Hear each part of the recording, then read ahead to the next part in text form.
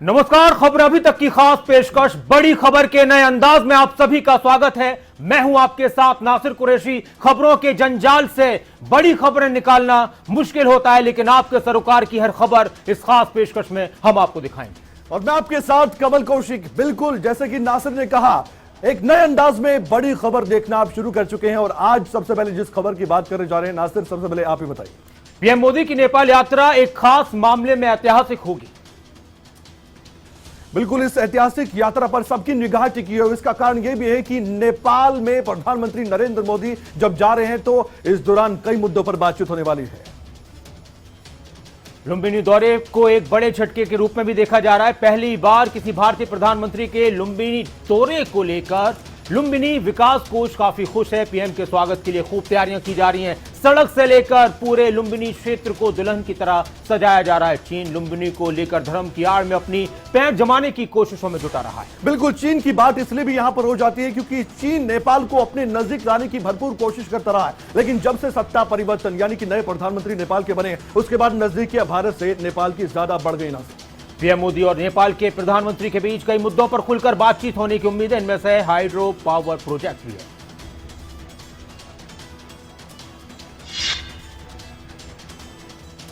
दूसरी बड़ी खबर, वाराणसी में दूसरे दिन ज्ञानव्यापी मस्जिद में सर्वे हुआ और इस दौरान सुरक्षा के पुख्ता इंतजाम किए गए। इस दौरान यह भी देखने को मिला है कि ज्ञानव्यापी मस्जिद को लेकर सर्वे में बहुत सी जानकारी निकलकर सामने आई है। देखिए रिपोर्ट।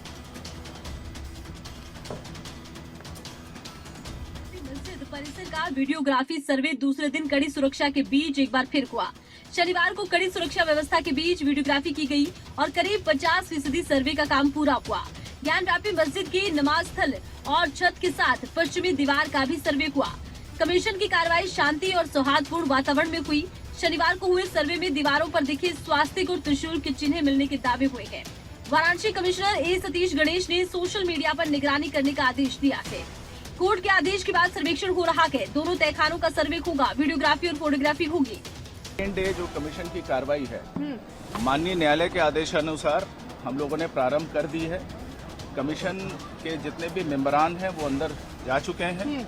कमीशन का प्रोसेस शुरू हो चुका है। सुरक्षा के मुकम्मल व्यवस्था हम लोग के द्वारा कल भी की गई थी। उसको आज हम लोगों ने थोड़ा सा रिफाइन किया है अपनी स्ट्रैटेजी को।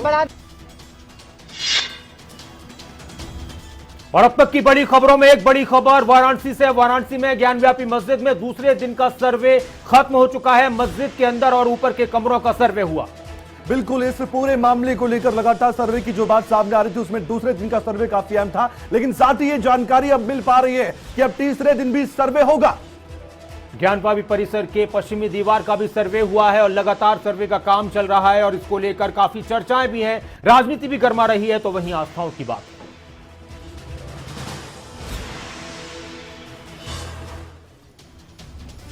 उदयपुर में चल रहे कांग्रेस के 3 दिवसीय चिंतन शिविर का आखिरी दिन है। इसमें राहुल गांधी का संबोधन काफी अहम है। राहुल गांधी का संबोधन इसलिए भी काफी अहम हो जाता है क्योंकि राहुल गांधी को लेकर यह कहा जा रहा है कि क्या वही अब कांग्रेस का आने वाले वक्त में नेतृत्व करेंगे।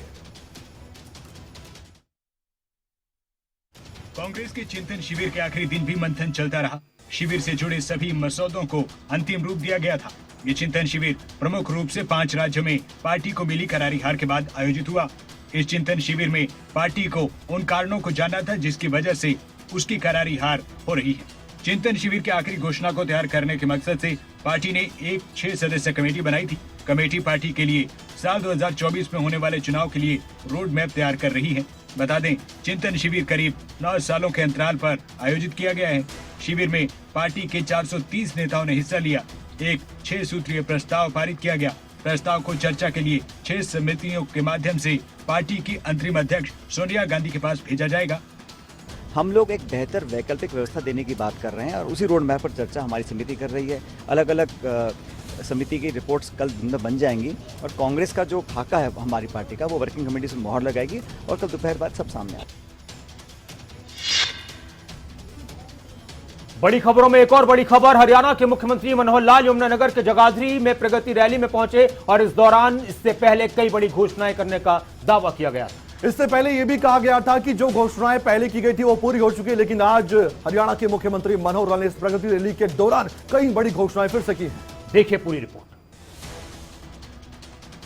यमुनानगर में प्रगति रैली आयोजित की गई। इस रैली में कई बड़ी सौगातें दी गई हैं। हरियाणा के मुख्यमंत्री मनोहर लाल इस रैली में खास तौर पर पहुंचे। सबकी निगाहें मुख्यमंत्री मनोहर लाल के संबोधन पर थीं। जिले के विकास के लिए कई घोषणाएं करने की पहले से ही बातें कह दी गई थी। हरियाणा के शिक्षा मंत्री कंवरपाल गुर्जर ने रैली स्थल पर अपने संबोधन में सरकार की ओर से करवाए गए कामों को जुबानी गिनवाया और आने वाले वक्त में और भी बड़ी योजनाओं को लागू करने की बात कही गई। इस रैली को पिछली सभी रैलियों के रिकॉर्ड तोड़ने की बात कही गई थी। रैली में काफी संख्या में लोग पहुंचे थे। पिछली बार सरकार बनी थी तब मुख्यमंत्री ने विधानसभा अनुसार इसी तरह के कार्यक्रम किए थे। उनमें जो विकास की घोषणाएं की गई थी उन्हें पूरा करने का दावा किया गया था। अगर भ्रष्टाचार करता हुआ पकड़ा गया तो एक तरफ भ्रष्टाचारी और दूसरी तरफ ये मनोहर लाल खड़ा है। ये भ्रष्टाचार का काल मनोहर लाल, ये हमने कहा है। एजुकेशन में हमने नगर निगम का वार्ड नंबर 8 फरकपुर स्कूल का जो उन्होंने कहा कि इसको सीबीएसई बोर्ड जैसा भी बताया, स्कूलों में हम लोग इन स्कूलों को मॉडल संस्कृति स्कूल ये बना रहे हैं। अब तक की बड़ी खबरों में एक और बड़ी खबर, हरियाणा के मुख्यमंत्री मनोहर लाल कुरुक्षेत्र पहुंचे। यहां उन्होंने मैराथन को हरी झंडी दिखाई। एक अलग ही अंदाज में दिखाई दी हरियाणा के मुख्यमंत्री मनोहर लाल, क्योंकि वो युवाओं के साथ दौड़ लगाते भी नजर आए। और खेलो इंडिया का थीम सॉन्ग भी सीएम मनोहर लाल ने लॉन्च किया। रिपोर्ट दी। कुरुक्षेत्र में सांसद खेल स्पर्धा का आयोजन किया जा रहा है। सांसद खेल स्पर्धा 15 से 18 मई तक चलेगी।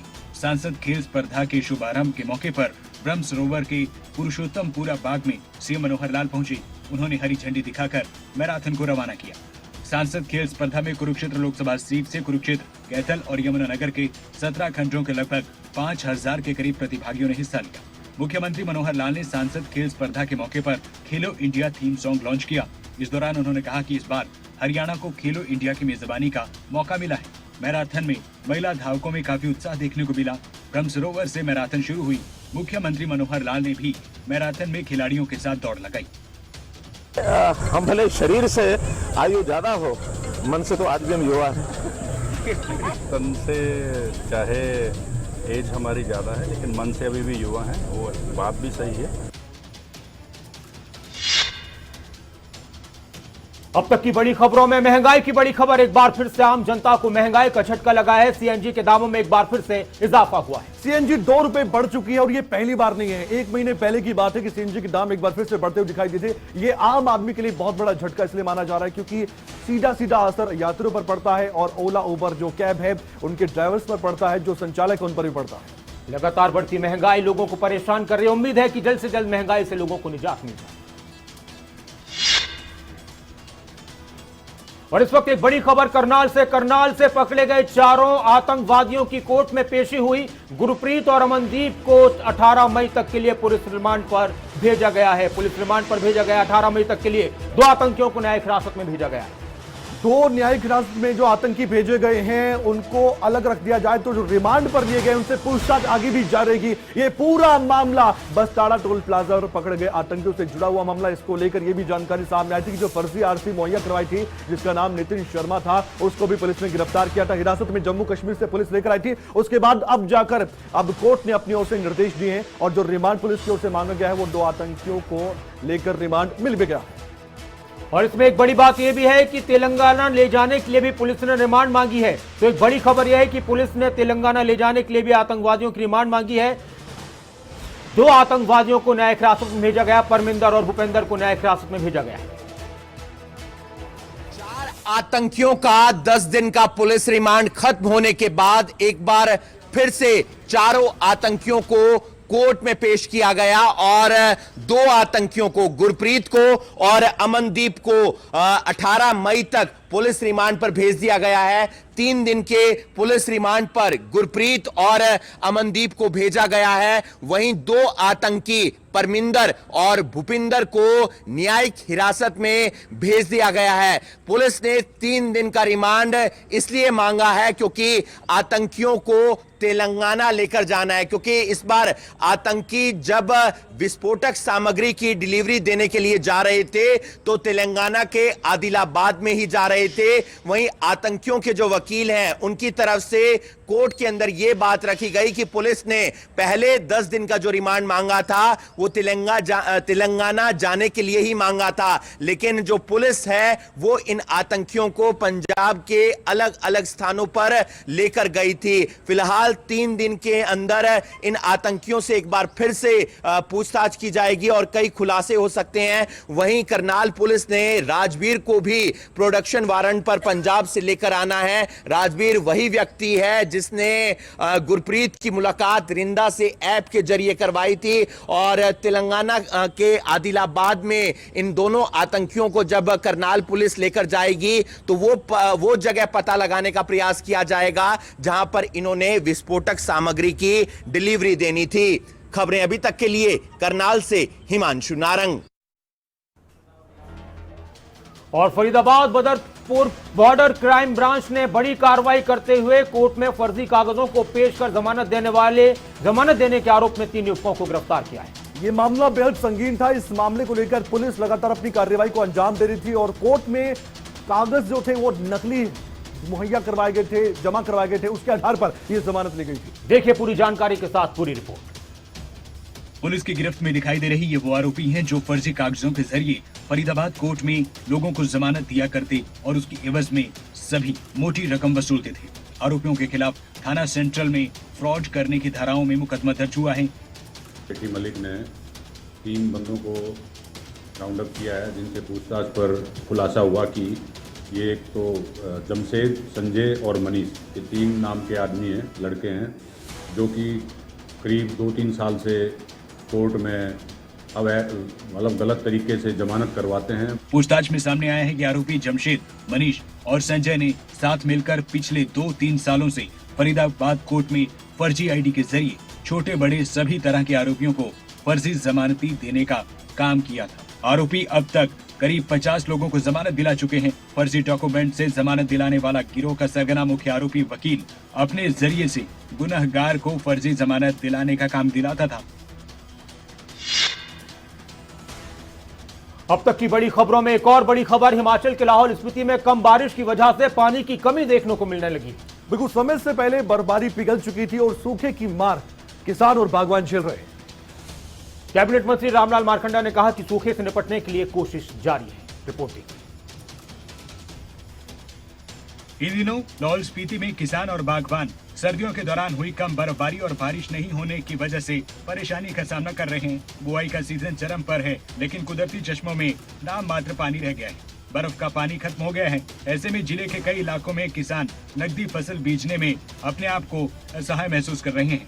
पानी की किल्लत को लेकर जनजातीय विकास मंत्री डॉक्टर रामलाल मारकंडा ने कहा है, सरकार और प्रशासन सूखे से निपटने के लिए कोशिश कर रही है। यहाँ पर जिस तरह से पर भयंकर सूखा पड़ा है, लाहौल के लोग अपनी सिंचाई नहीं कर पा रहे। ऐसे में हमने जो है बहुत से गाँव में नए स्कीम शुरुआत की है, जैसे आपका आंधी सुमनम, आपका गोंदला में, आपका सिंधुवाड़ी में लिफ्ट इरिगेशन स्कीम शुरू कर रहे हैं। स्नो हार्वेस्टिंग के जरिए नई सिंचाई योजना के तहत तांदी, सुमनम, गोंदला, सिंधवाड़ी में लिफ्ट इरिगेशन सिस्टम के तहत सिंचाई पानी पहुंचाने का काम किया जाएगा ताकि आने वाले दिनों में सूखे जैसे हालात न हो। एक बार फिर से आगे बढ़ेंगे बड़ी खबर में, अब तक की बड़ी खबरों के साथ। और एक बड़ी खबर खेल जगत से दुखदाई खबर सामने आई, एक बुरी खबर सामने आई। ऑस्ट्रेलिया के पूर्व दिग्गज क्रिकेटर एंड्रू साइमंड का निधन हो गया। बिल्कुल, एंड्रू साइमंड्स इस दुनिया में अब नहीं है। उनका दुखद एक्सीडेंट हुआ है और साथ ही ये भी आपको जानकारी देना जरूरी है, आईपीएल में खासा चर्चा में वो रहते थे और साथ ही जब भी भारतीय दौरा उनका होता था तो वो खासा अपने फैंस के बीच भी पसंद किए जाते थे। कब हुआ उनका एक्सीडेंट, देखिए पूरी रिपोर्ट। दिग्गज ऑलराउंडर एंड्रू साइमंड्स का शनिवार रात एक कार एक्सीडेंट में निधन हो गया। इस हादसे से क्रिकेट वर्ल्ड सदमे में है। महज 40 साल की उम्र में दुनिया को अलविदा कहे गए साइमंड्स। उन्हें बचाने की काफी कोशिश की गई, लेकिन तमाम प्रयास असफल रहे। पुलिस ने बताया हादसे में उन्हें गंभीर चोटें आई थी। क्वींसलैंड पुलिस ने बताया कि शहर से लगभग 50 किलोमीटर वेस्ट के हाईवे रेंज में रात करीब 10:30 बजे यह हादसा हुआ।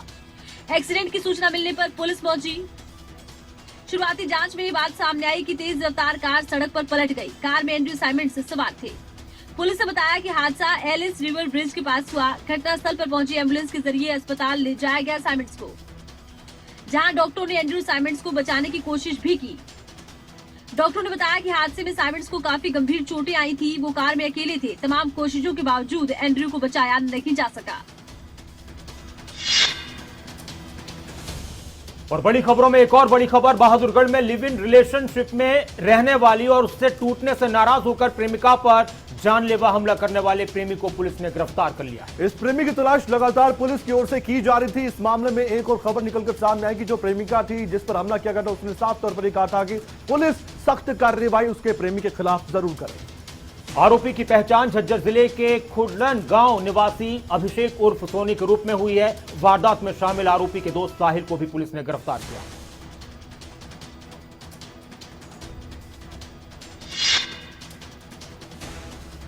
एक और अहम खबर, बड़ी खबर में एक और बड़ी खबर, फरीदाबाद में मां बाप की हत्या कर फरार होने वाले युवक को पुलिस ने गिरफ्तार कर लिया है। यह युवक नशे का आदी था और लगातार अपने माता पिता के साथ झगड़ा भी करता रहता था, लेकिन आखिरकार एक दिन इसने उस वारदात को अंजाम दिया जिसे जानकर सब दंग थे। बड़ी वारदात की पूरी रिपोर्ट दी। ग्रेटर फरीदाबाद के हनुमान नगर में बीते दिन मां बाप की हत्या कर फरार हुए युवक को पुलिस ने गिरफ्तार कर लिया। युवक को पुलिस ने बल्लभगढ़ से गिरफ्तार किया। आरोपी ने पूछताछ के दौरान पुलिस को बताया कि वो ऑटो चलाता है और नशे का आदी है। कभी कभी ऑटो ना चलाने की वजह से उसके पास पैसे नहीं हुआ करते थे और घर जाकर अपने माँ बाप से पैसे मांगा करता था। और कत्ल वाले दिन भी ऐसा ही हुआ। पैसे ना होने पर आरोपी युवक ने अपने माँ बाप से पैसे मांगे। जब पैसे नहीं मिले तो नाराज होकर वो बाहर आ गया। फिर थोड़ी देर बाद घर में आकर कमरे में सो रहे पिता की नुकीले हथियार से गोद कर हत्या कर दी। सूचना मिली कि हनुमान नगर में गली नंबर 5 में एक व्यक्ति ने अपने माता पिता का मर्डर कर दिया। सूचना मिलने पर हम वहाँ पर पहुँचे, उनके परिजनों से संपर्क किया। वो मौके पर आए, FIR लॉज की, बॉडी का पोस्टमार्टम वगैरह करा के बॉडी को उनके परिजनों के हवाले किए। इस पूरे मामले पर पुलिस ने बताया कि आरोपी युवक को मात्र 15 घंटे में बल्लभगढ़ से पकड़ा गया। बड़ी खबरों में एक और बड़ी खबर कुरुक्षेत्र से। कुरुक्षेत्र में नशे की खेप बरामद हुई है। नारकोटिक्स कंट्रोल ब्यूरो की टीम ने एक कामयाबी हासिल की। 3 नशा तस्कर गिरफ्तार किए गए। 7 किलो चूरापोस्ट के साथ अन्य जो नशे की खेप है वो भी बरामद की गई। देखिए पूरी।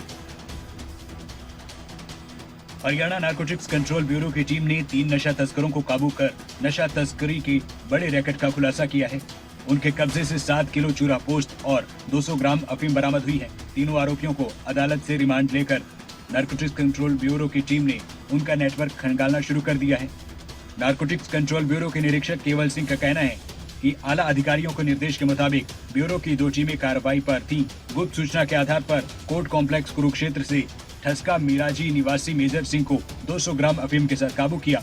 गुजरात से हिमाचल जा रहे ट्रक की तलाशी ली गई तो ट्रक से 7 किलो चूरा पोस्ट बरामद हुआ। 2 आरोपियों को गिरफ्तार किया गया है। जांच जारी है।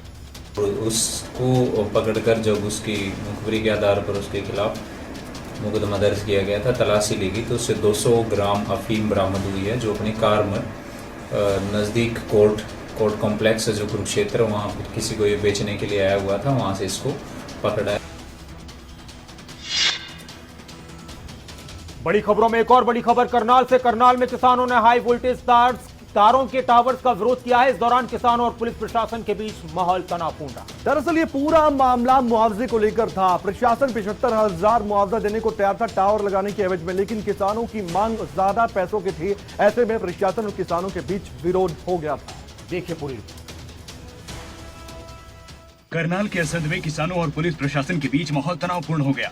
असंध में किसानों ने इकट्ठा होकर खेतों में लगने वाले हाई वोल्टेज तारों के टावर्स का विरोध किया।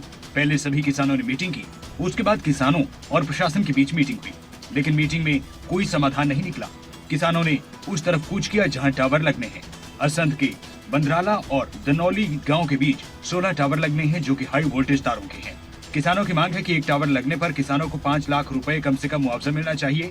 शासन और प्रशासन की तरफ से एक टावर का 75,000 रुपए मुआवजा दिया जा रहा है। फिलहाल किसान और प्रशासन डटा हुआ है। देखना होगा इस मामले में क्या किसानों की मांग मानी जाती है या विरोध प्रदर्शन ऐसे ही जारी रहता है। अगर वो कंपनसेशन में कोई कमी होती है तो उनके पास में उनको लगता है कि भाई अगर वहाँ पे उनकी डिमांड 5 लाख की है और हम उनको 75,000 ऑफर कर रहे हैं, जो कि केस टू केस बेसिस पे डिफर भी करेगी, तो वो उसके अगेंस्ट, उस डिसीजन के अगेंस्ट में वो सिविल कोर्ट में जा सकते हैं, वहाँ पे अपनी बात रख सकते हैं। बड़ी खबरों में एक और बड़ी खबर, अंबाला सर्कल बिजली निगम की तरफ से 6 टीमें बनाकर 800 से ज्यादा जगहों पर चेकिंग की गई। बिजली चोरी की समस्या एक बड़ी समस्या है और इसको लेकर पहले से ही बिजली निगम की तैयारी पूरी थी और बिजली मंत्री भी कह चुके थे कि हम लोड जो है वो बढ़ा हुआ इसको कम करेंगे, लाइन लॉस को कम करेंगे और बिजली चोरी को बंद करवा देंगे। बिजली विभाग की पूरी कार्रवाई की रिपोर्ट दी। बढ़ती गर्मी के साथ साथ हरियाणा में बिजली की खपत भी बढ़ गई है, जिसके चलते लोड में भी बढ़ोतरी दर्ज की गई। बढ़ते लोड के बीच बिजली चोरी की आशंका के चलते अंबाला बिजली विभाग की ओर से जिले भर में 800 जगह पर छापेमारी भी की गई। बिजली चोरों को पकड़ने के लिए चलाए गए इस अभियान के दौरान विभाग के हाथ बड़ी कामयाबी लगी। इस दौरान 47 जगहों पर बिजली चोरी के मामले पकड़े गए, जिन पर 15 लाख रुपए से ज्यादा का जुर्माना ठोका गया। ज्यादा जानकारी देते हुए बिजली विभाग के एक्सीएन सुखबीर सिंह ने बताया कि बिजली चोरों के खिलाफ चलाए गए अभियान के लिए 6 टीमें बनाई गई, जिन्होंने 800 से ज्यादा साइट चेक की। इस दौरान पकड़े गए 47 बिजली चोरी के मामलों में 15 लाख का जुर्माना लगाया गया। बहरहाल अधिकारियों ने साफ कह दिया है कि इस तरह की घटनाओं पर उनकी पैनी नजर है और आगे भी ये अभियान जारी रहेगा। हमने 15 लाख की चोरी जो है एक दिन में पकड़ी है कल में, और अंबाला सिटी में हमने तकरीबन 5 लाख के आसपास की चोरी पकड़ी हुई है। बड़ी खबरों में एक दिलचस्प, मजेदार और सोचने वाली खबर। फतेहाबाद में 10वीं और 12वीं की परीक्षाओं की मार्किंग में विद्यार्थियों के हैरान कर देने वाले जवाब सामने आए। पेपर पास करने की अर्जी दिखाते हुए नजर आए हैं, लिखते हुए नजर आए हैं ये विद्यार्थी, ये छात्र जो एग्जाम तो दे रहे थे लेकिन रिक्वेस्ट ये अपने गुरुजनों से कर रहे थे कि वो उनको पास किसी भी तरह से कर दे। ये लिख कर बाकायदा दिया गया। किसी ने कहा कि अगर मेरी पढ़ाई पूरी नहीं हुई, अगर मैं फेल हो गया तो शादी हो जाएगी। किसी ने कुछ लालच दिया, किसी ने कुछ वाह लगाई। देखिए पूरी।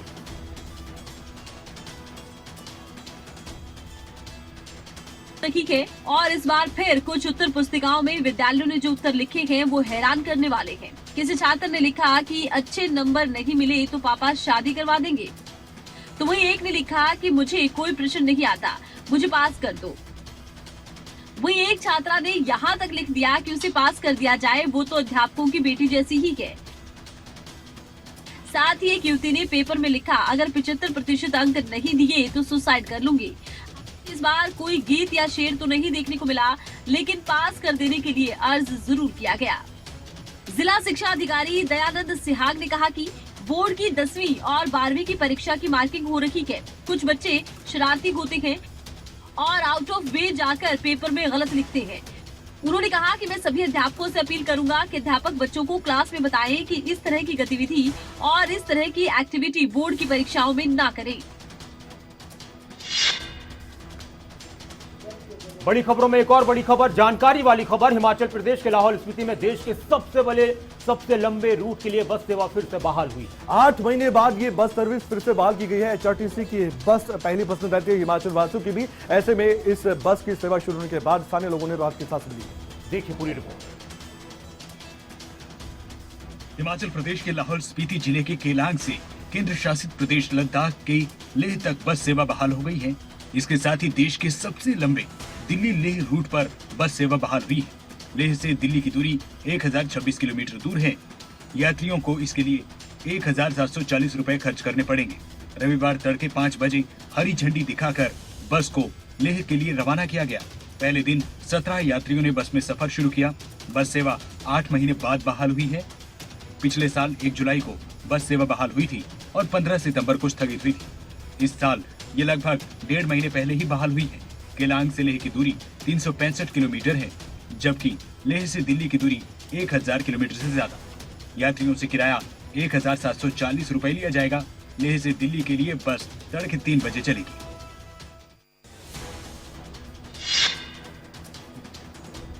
हिमाचल के बिलासपुर में पर्यावरण संरक्षण का संदेश दिया जा रहा है। पर्यावरण को बचाने के लिए एक शख्स ने वो पहल की है जो काबिल तारीफ भी है और एक मिसाल भी है। देखिए पूरी रिपोर्ट। पर्यावरण संरक्षण संदेश लेकर पूरे भारत में साइकिल यात्रा पर निकले प्रतापगढ़ के सुंदरम बिलासपुर पहुंचे। 5 राज्यों में अपनी साइकिल यात्रा पूरी करने के बाद हिमाचल प्रदेश छठा राज्य है जहां उनकी साइकिल यात्रा चली। पर्यावरण को सुरक्षित रखने के लिए सुंदरम ने पहले चरण में 1,25,000 पौधे लगाए, जिसके बाद स्कूल में पढ़ने वाले छात्रों और समाज के लोगों को पर्यावरण संरक्षण का संदेश देने के मकसद से उन्होंने साइकिल यात्रा शुरू की। अप्रैल 2019 से लखनऊ से शुरू हुई सुंदरम की ये साइकिल यात्रा यूपी, बिहार, दिल्ली, हरियाणा, उत्तराखंड से होते हुए हिमाचल प्रदेश के बिलासपुर पहुंची। मैं यह पूरी यात्रा साइकिल पे कर रहा हूं और अभी तक मैंने 1,25,000 पौधे लगाए हैं। मैं इसमें दूसरे टर्म में ये कर रहा हूं। इसके पहले मैंने उत्तर प्रदेश के कुछ जिले, बिहार और नेपाल में जाके पौधारोपण किया। पर्यावरण संरक्षण का संदेश जन जन तक पहुंचाने के मकसद से साइकिल यात्रा पर निकले सुंदरम का कहना है कि जीवन का मुख्य मकसद पर्यावरण संरक्षण का संदेश लोगों और स्कूली छात्रों तक पहुंचाना है। बड़ी खबरों में अब गर्मी के प्रकोप की अहम खबर। उत्तर भारत के कई राज्यों में इस वक्त जबरदस्त गर्मी पड़ रही है और लू के थपेड़ों से लोग परेशान हैं। गर्मी लगातार बढ़ रही है। टेम्परेचर बढ़ने से अब आम जन का जीना मुहाल सा हो गया है। किस तरह की मुश्किलें सामने आ रही हैं, रिपोर्ट दी। देश के कई राज्यों में इन दिनों भीषण गर्मी पड़ रही है। उत्तर भारत के राज्यों में अधिकतम तापमान 45 डिग्री के पास है। इस बीच मौसम विभाग से राहत भरी खबर यह है कि आने वाले कुछ दिन में जम्मू कश्मीर, हिमाचल प्रदेश, उत्तराखंड, पूर्वी उत्तर प्रदेश, हरियाणा, पश्चिमी उत्तर प्रदेश और राजस्थान में मौसम करवट ले सकता है, लेकिन अभी इसकी राहत नहीं दिख रही। भाई आप सामने देख रहे हो कितनी गर्म है, आपको खुद ही पता है। इस टाइम बगैर ठंडे पानी से इसमें राहत ही नहीं मिल पा रही, इतनी गर्म है। 45 डिग्री पारा है इस टाइम। कितनी दिक्कतें हो रही हैं भाई? इस टाइम बहुत दिक्कतें हैं। दोपहर में बिल्कुल नहीं निकला जा रहा, सुबह शाम खाली निकलने वाला टाइम है। गर्मी से उत्तर भारत के कई राज्य बेहाल हैं। आने वाले दिनों में राहत की उम्मीद नहीं है। इस बीच मौसम विभाग ने आने वाले 3 दिनों के लिए अलर्ट जारी करते हुए भीषण गर्मी पड़ने के साथ लू चलने की संभावना जताई है। पारा बढ़ने के साथ विभाग ने लोगों को सतर्क रहने की सलाह दी है। हालात ये हैं, कई राज्यों में दिन के वक्त लोग घर से बाहर नहीं निकल पा रहे। यूपी से लेकर पंजाब, यहाँ तक कि हिमाचल प्रदेश जैसे राज्य में भी गर्मी का असर दिखाई दे रहा है। हर वक्त, हर रोज बड़ी खबरों से खबरें अभी तक आपको रूबरू कराता रहेगा। देश विदेश की हर बड़ी खबर और हरियाणा, हिमाचल की पहली पसंद खबर अभी तक पर आप देखते रहिए हर बड़ी खबर। बड़ी खबर में आज के लिए इतना ही, लेकिन खबरों का सिलसिला लगातार जारी रहेगा। आप देखते रहिए हरियाणा, हिमाचल का नंबर 1 चैनल खबरें अभी तक।